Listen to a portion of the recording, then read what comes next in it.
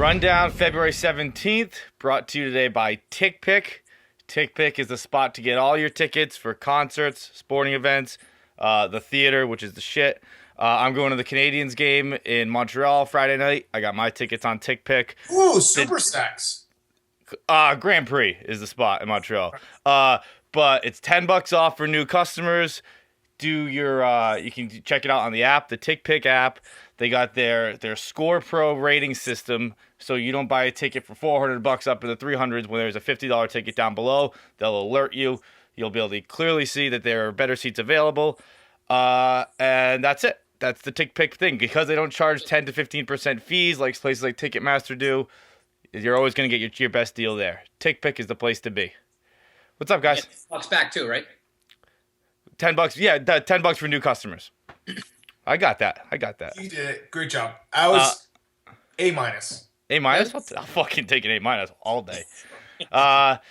Today we're starting off with the election, which continues to spiral out of control. Hillary Clinton is now barking. I feel like the phrase barking to describe this is offensive to barking. This was not a bark. We need to get that dog and follow him around, and every time they say these things, like, oh, the Great Recession was caused by too much regulation. Dan, what do you got on it? Oh, it was the most annoying bark. It was your little shit dog, But those dogs don't bark, they yap. That was a yap. Right. So yapping would be more appropriate. It just was such a perfect, when someone tweeted that at me this morning, did you see Hillary Clinton bark? I didn't even blink. I was like, this fucking election is out of control. Everyone sucks. I actually kind of hate every single candidate at this point. I kind of despise all of them. And Hillary Clinton barking, I can't deal with it. It was so annoying. I wanted to punch my computer screen when I saw her yapping in my face this morning. Kevin. This reminded me of Howard Dean's yeah! Just what are you doing? You've gone off the fucking rails. But it's like you said, it's you don't even bat an eyelash. It's par for the course for this circus. It's all right, we're all going to be barking now. Let's everybody do their barking. Let's see who has the best bark out of the bunch. That's the craziest part. When Howard Dean did that, that was it for him. He was done. He was right. This person's out of their mind. And that was before, the internet kind of was the internet. Right. I remember vaguely. The fact that killed him then shows you how stupid and crazy that moment was for him. I remember vaguely watching almost in the South Park style, an E-Bombs World video clip of him just going, "Ja! Ja!" And that was the start of the viral era, I guess. But the fact that just crushed this guy as a president, and now if you're not doing this, you're fucked. Because you don't have headlines and no one even knows who you are. It's like the recruiting. It's like the Harbaugh shit. You got to just keep up with each other doing ridiculous. That's why Trump is an idiot savant at this point, where he just knows how to continue to stay on top by just making his own headlines. So Hillary. I wouldn't be surprised if Hillary starts yapping every day. That becomes her. She does who let the dogs out and starts yapping at people. That's the Clintons are fucking. They'll do anything at all costs. So I wouldn't be shocked. But let's stick with the yapping, because when a dog barks at you, you either get scared or you're like, oh yeah, boy, and you bark back and you kind of tussle with each other. When it yaps, and I'm not condoning dog kicking, but you want to kick it. That's what you want. You watch this video from Hillary and you want to just kick her right in the mouth. And the Jeb trying to keep up with his headlines. He is a step behind everybody. He's the friend who repeats a joke after you said it. He barked to repeat Hillary Day. It's not a skill set I ever envisioned being necessary to aspire to the presidency of the United States, but I've gotten better at it. He flashed a gun to get back at. I guess that was some subtweet at Trump. Someone said or some shit like that. The gun tweet. There's a small part of me that's Jeb's just going to start either kill himself or still kill someone, because that was gun. I was dude, he's so out of left field. So out, he in everything that has happened to him in the last 6 months, basically going from being, in a family with two presidents and being bullied by America, being bullied by Donald Trump, who's not even a politician, and basically being a joke to everyone. now you're tweeting out a picture of a gun, dude. That's a little scary. Like he is absolutely someone that could snap at this point. Trump came at him today. Trump just says the most basic things, but it's almost like a fight like with your girlfriend where it's just like the simplest thing, but you know it hurts so bad.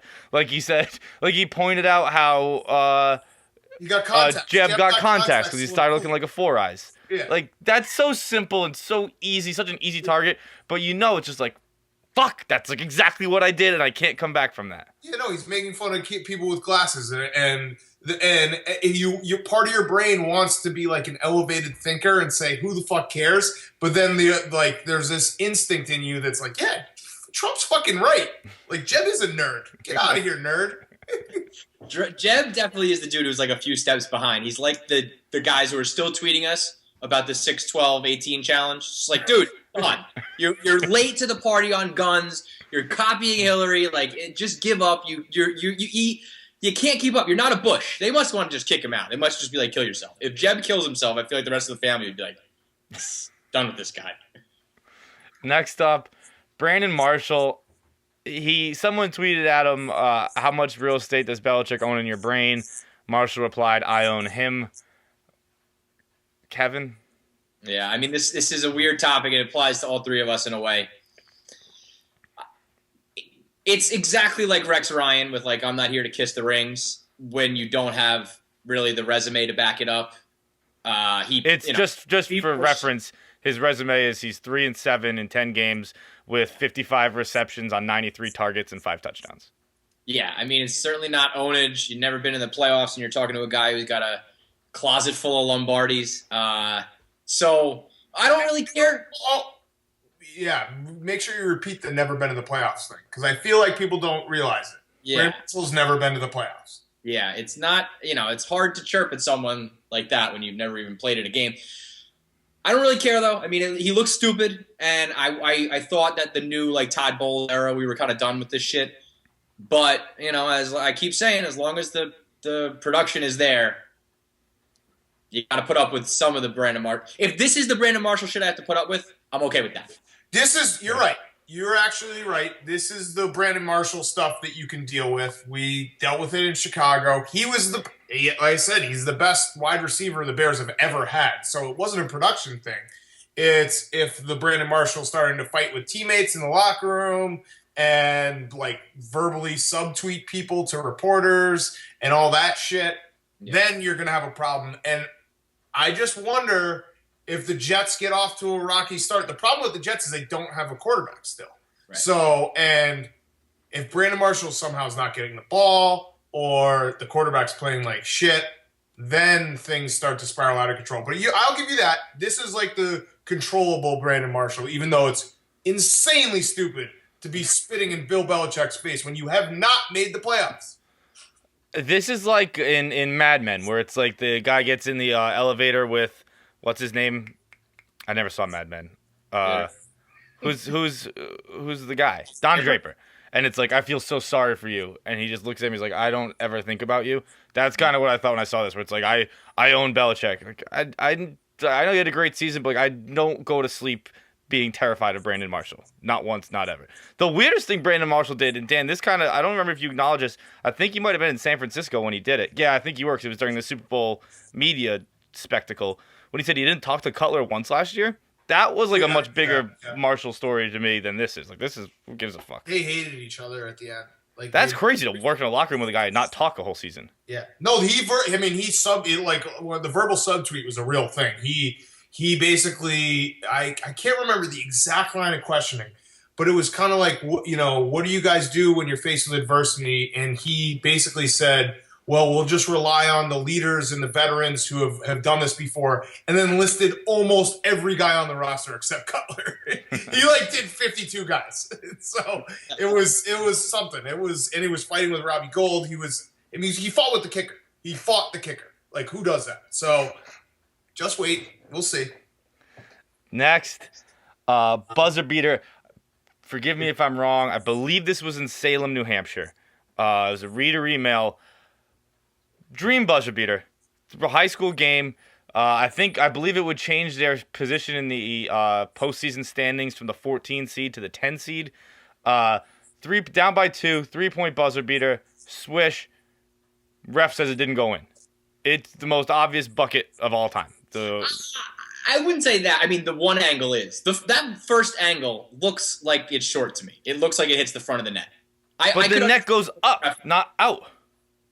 Yeah, I the know. The net goes like you got like a drop in the bucket rather than like you hit it. What I'm saying. I mean, it went in, so I'm not disagreeing with that. I'm just saying when I first saw that first vine from like behind him dead on, it looks like an air ball to me. I don't know how all the officials get it wrong. Like, nobody saw it go in. Nobody was able to overturn that. That's bananas. But I can see from a certain angle where that looked like it was short. Dan? This ref needs to be banned for life. He should never be able to ref another game for the rest of his life. I don't want to go as far as, say, prison, but he stole a moment from these kids that they'll never get back. I don't care if they get the win at a later date. Hitting a buzzer beater in that fashion, like in high school with everyone going crazy, that's a moment that you think about 20 years like after the fact, and that ref stole it, so I would like to steal his freedom. That's fair. reasonable. That's Don't you think the kid who hit the shot, though, I mean, you don't get the in the moment, like, celebration, but that guy's still like, I made that fucking shot. Yeah, but that's totally different, dude. Like, I mean, think about high school where it's like, you have the in the moment celebration, which is awesome, which they still kind of got because the crowd still went nuts and they still kind of got that celebration. But I mean, we're talking high school here. The real reward comes after, when you're at like the after party, after you're the fucking toast of the town. People are like chanting your name. Girls are coming up and just tugging your dick. I don't know. This is how I imagine high school went for athletes. Like, it didn't go that way for me. Varsity Blues, dude. It was you're about right. Pretty similar, yeah. Well, if you were the team, would you forfeit? If you were the team that won? No. I'd no make chance. him take it away from me. Kev? yeah, no, I mean, that, when you get a good call, when you benefit, you benefit. Because, sometimes maybe they'll fuck up on your end. Got to take what you can get. I'd fucking truther that shit too. I'd like get weird angles and stuff and make a YouTube video. Those like 9/11 videos with the dark voice. I'd be like, now if you look at this angle, and I would truther the fuck out of that. Kevin started it. You get like a second spitter argument. Yeah. You just have all the footage. How could it possibly have gone in and the net gone this way? I guess the net physics don't really support it, but I'm sure you can find a way to do it. Next, one of the more shocking stories in recent memory. Bill Clinton, apparently not good at sex, says a former Miss Arkansas. She says that Hillary, big dyke, big lesbian dyke. Dan. Actually, I don't think any of this story is shocking. You don't think it's shocking that Bill can't throw down? He was putting cigars in girls' asses. Dude, he's the president. He doesn't have time to like woo and make other chicks come. He's in and out. He does what he's got to do. He comes on your dress, sticks a cigar in your pussy, and then he's out. Like, that was in her ass. Bill Clinton's not in this for you. He's in it for Bill Clinton. That's a total presidential, like, alpha male thing to do. So I am not shocked at all. Like, if Bill Clinton had sex for 45 seconds, I think that's probably too long. He's got more important shit to do. If he's banging Miss Arkansas, though, I don't think this is a presidential bang. Oh, every bang is a presidential bang, dude. Every fucking... they still call you president. Like, he's still President Clinton. Well, no, I don't think it was fucking yesterday either. I'm thinking this was like when he was younger. Oh, I still don't think it matters. I mean, he listen, you're wired to be a president. Like, he's been like that probably from the day he was born, and he's just like that. So I'm not surprised at all. It's not even about presidential. Slick Willie has made a living off of his charm, his wit, spitting game, making chicks laugh. It's not that he's like banging these chicks and laying wood that they're like, I have to fuck Bill Clinton's dick. He does all of his work prior. And then even if he gives a lame performance in bed, it doesn't matter because they've already been swept off their fucking feet and they want to do it again and again and again. Bill Clinton has such good game, he doesn't even need to bother being good at sex. So why even try? That's what he does. He's a politician's politician. I mean, the guy knows what he's doing. I'm not surprised at all. And then the Hillary thing, that's also not surprising. She's a yapper. Okay, first of all, this was in '83, so it was pre-presidential. But the reason I looked up to this is because I wanted to get her exact quote. She said, he reminded me of what a little boy would say to his mama. Is it okay if I put my hand there? Can I touch you here? I've always preferred younger men. But I've Lies. never had one who asked permission. What This is what I want to say. Does she have a book or something coming out? This sounds like someone's trying to sell some shit against the good name of Bill Clinton. Doesn't what are you talking about? You're just saying what it appears to me is that Miss Arkansas was a bit of a freak. Or I mean, if like not slapping her around and shoving a finger right in her ass is a key to bad sex, I'm a bad sexer. There are many other keys, but I'm still bad at doing sex. If that's just more to my point, he's in and out. This dude had aspirations of being president. He can't have some fucking, after he became president, he did whatever he wanted. But you can't have some sexual assault case on your hand. That'll derail your whole chances. So he was probably just like signing consent forms. Can I do this? Can I do that? When you get in the sack with someone like that, he just fucked up there. He fucked out of his league. That chick was a certified dick wrecker, and he was presidential. She wanted like the whole shebang, and he was like, let's just do normal sex this time. And that's how he probably learned to become who he was. That's why he was sticking cigars in people, because that chick taught him that. How do they have a picture of Miss Arkansas in 80? Yeah. I don't have to show it to you. I'll show it to you guys right now. I'm gonna be honest. Old face, real old face. It's always so funny to see like the hottest chick from 1983, and you're like, oh, she's kind of ugly. Dude, in fact, her face looks identical to right now, except she had old face rather than she stayed looking young. Let's see it.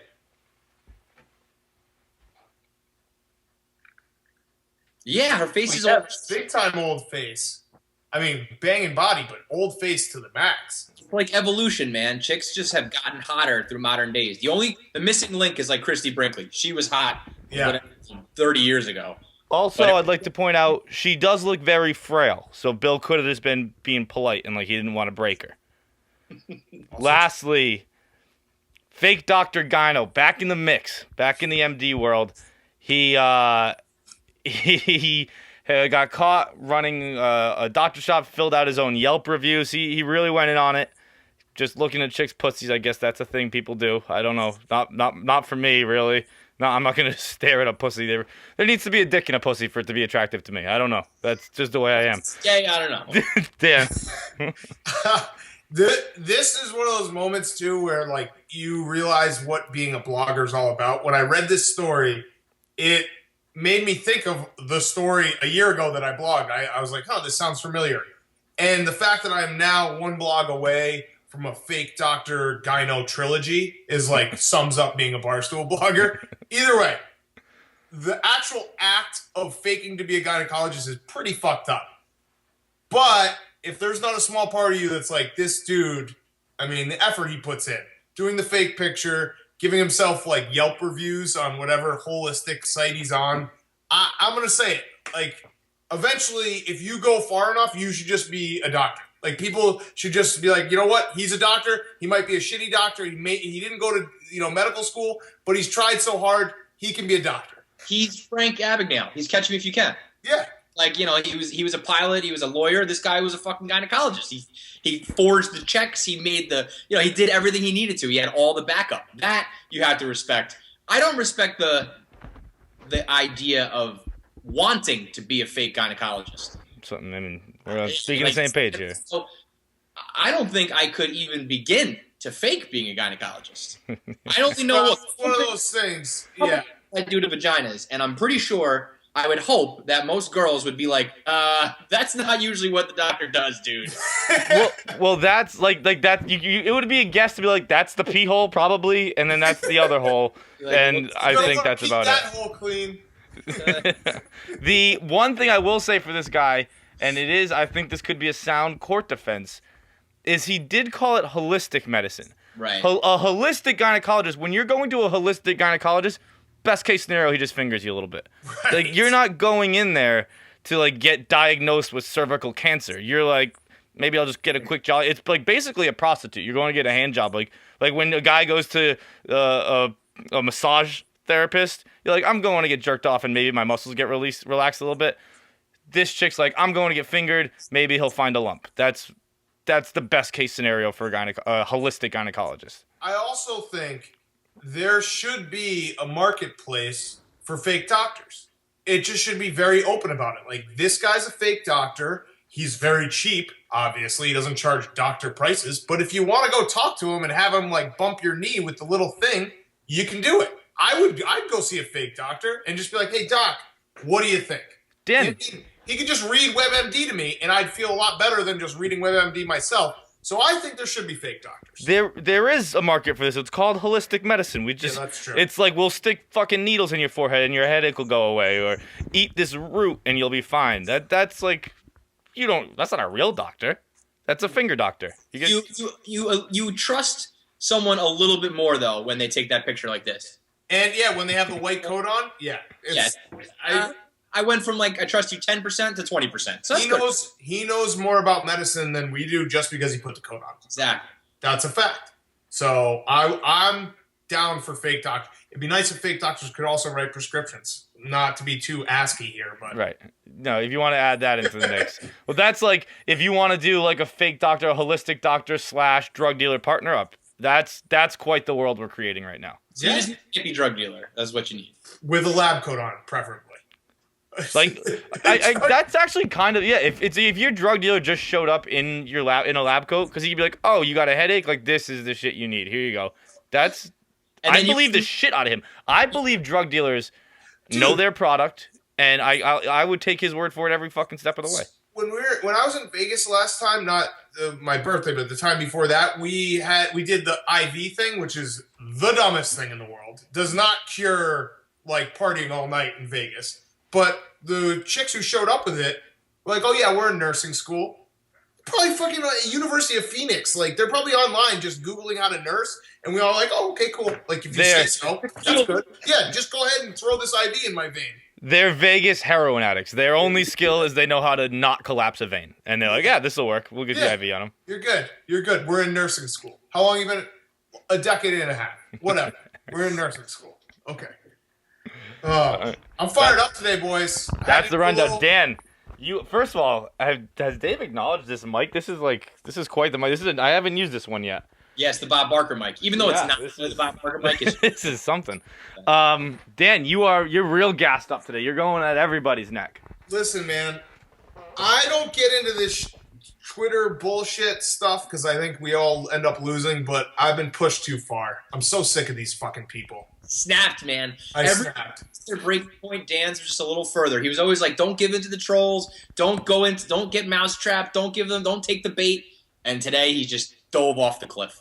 I'm about to tweet a picture of a gun or something and be like, okay, fuckers, like keep pushing me. See what I do. Who is this? What's his name? Mike McCarthy? This is the guy who wrote a hit piece about Barstool like a week later after all the hit pieces. And he included Renee's name in the URL for SEO. And he never responded. So this time, basically what happened was he was having a discussion with someone, two people I follow, and he was like, good journalism like is not having clickbait articles and fluff pieces. And I was just like, clickbait, like putting a guy's wife in the URL for no reason. So fuck him. And then fuck Jamie O'Grady. Jamie O'Grady probably is going to watch this because he's obsessed with Barstool now. But he just does the thing now where he's like always chiming in on Barstool stuff. Get the fuck out of here, man. Yes, he's the yappy dog. That guy sucks. And McCarthy, I just feel bad for because he's just so in over his head. And when he accused me of being a brown noser to Dave, it's like I'm pretty sure like 2 days ago I said Dave is the worst person alive. I mean, Dave's a coworker. Why would you bother brown nosing a coworker? Right. Oh, I'll brown nose Peter Chernin. No question. No question. My nose will be as brown as can be with Peter Chernin, but fuck Dave. Oh man. So yeah, I'm hot. I'm fired up today. So it's rare. Just let it flow, man. I know. Let it out. has been good. I love getting someone with a good Twitter audit. I'll spend about an hour a night just like thinking of the people I hate and just seeing how many fake followers they have. Oh. It's real nice. And then O'Grady was like, "What does this even matter? You don't know how much they make." It's like, dude, what are you talking about? What it matters? If you have 80% fake followers, you're a fraud. Right. If you have to walk into the bar with hundreds sticking out of your wallet, you don't have a lot of money because you're trying to make it look like you do. Right. If you have 180,000 followers and only 30,000 of them are real, then you're not doing too well. It's You're just basically a saying I fact. have no talent. I have to hide it and basically find cut corners to make everyone think that I'm talented. That's what sporting news is doing. There have always been websites and people who make more money than us, and there always will be. But in this little realm, we're talking about like who's funny, who's a good writer, who's actually well liked, and whose opinion really matters. And if you have to buy fake followers, you don't have any of that. Right. And I love also the people who are like, "Oh, you're so salty about the Grantland and the Ringer, dude." Like, we could not be more different than the Ringer and Grantland.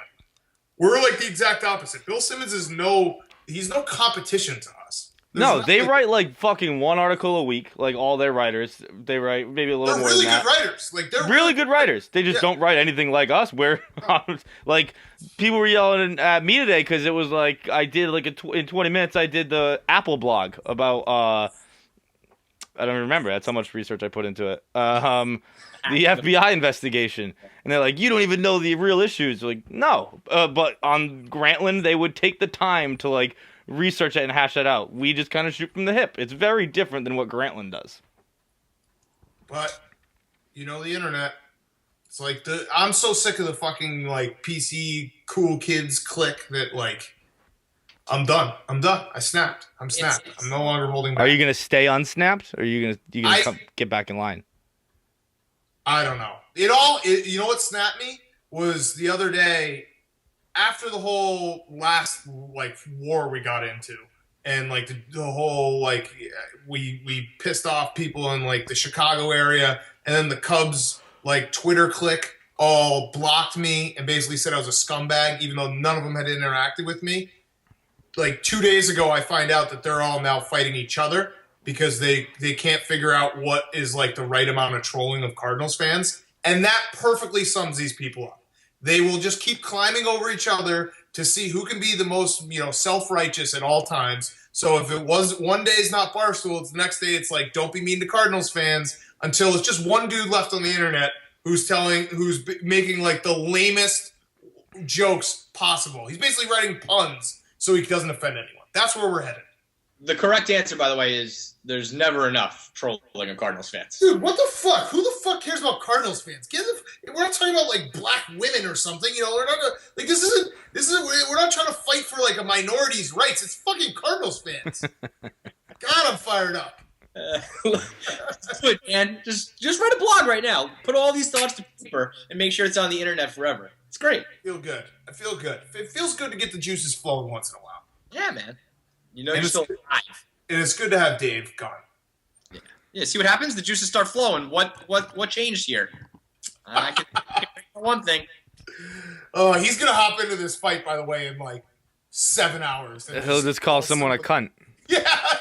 You fucking cunt. Like, I own this guy. I owned him with his like hypocritical statements and how he acts. It was a simple own. It wasn't anything flashy. It wasn't anything derogatory. Dave's gonna just come flying in from the top rope and be like, "You pussy ass cunts." It'll be 11 o'clock and he'll tweet, "I'm so deep in your brain, cunt." And that'll just be the Dave quote. And then he'll stay up until 3 a.m. doing it, being like, "I'm the one who works around here."